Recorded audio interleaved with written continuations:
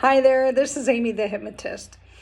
I met a man years ago who told me how proud he was for finally graduating from therapy for his addiction. Well, I was too polite to ask which addiction, but I did muster up the courage to ask how long he'd been seeing his therapist. I was shocked when he said, I just wrapped up my 7th year. It was all I could do to refrain from asking one more pressing question. Did you ever consider that while you gave up one addiction, you may have developed another? He was undoubtedly addicted to therapy and completely hoodwinked into believing that someone else held the magic formula to his recovery.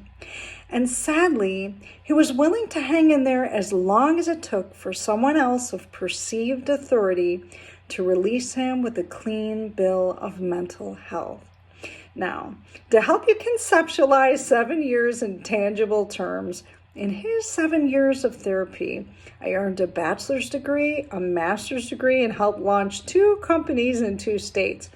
I'm pretty sure this man helped his therapist pay off her student loans while he could have earned a degree in psychology and kicked his own addictions. Now, pardon my sarcasm, but come on, folks.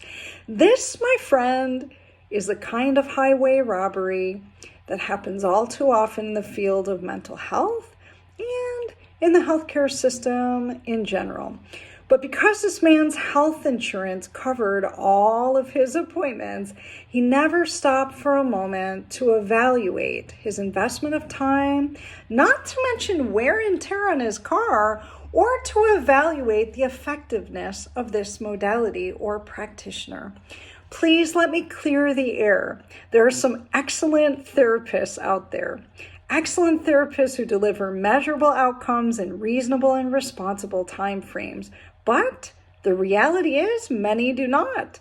And I'm basing this opinion on much more than anecdotal evidence. For nearly a decade, I worked as a rehab consultant handling complex injury claims. And I realize there are far too many perverse incentives for keeping medical claims and mental health claims open indefinitely and patients perpetually stuck.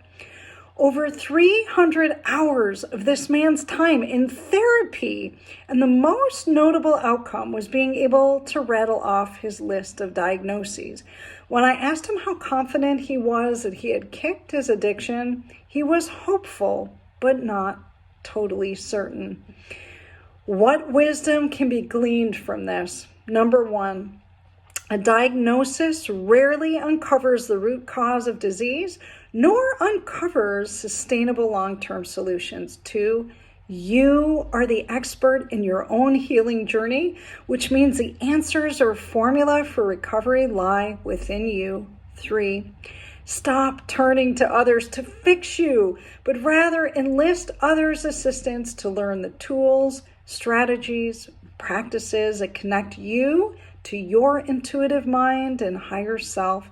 4, any practitioner with whom you work should be an ethical ambassador of your time, money, and resources, and a fierce supporter of your strengths, intuitive wisdom, and inner healer.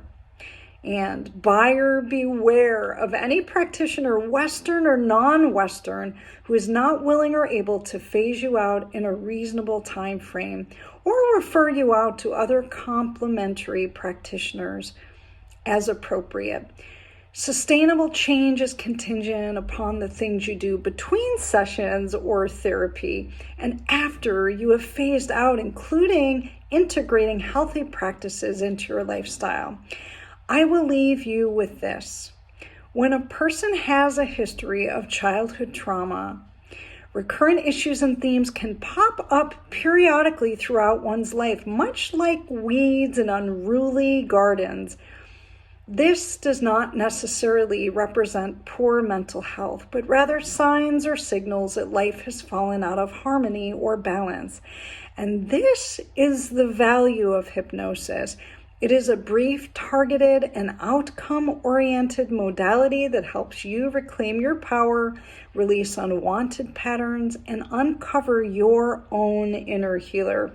There are many pathways to healing in your quest for spiritual grounding and quietude, but you may consider one that gives you self-healing tools and reinforces your strengths, intuitive wisdom, and independence.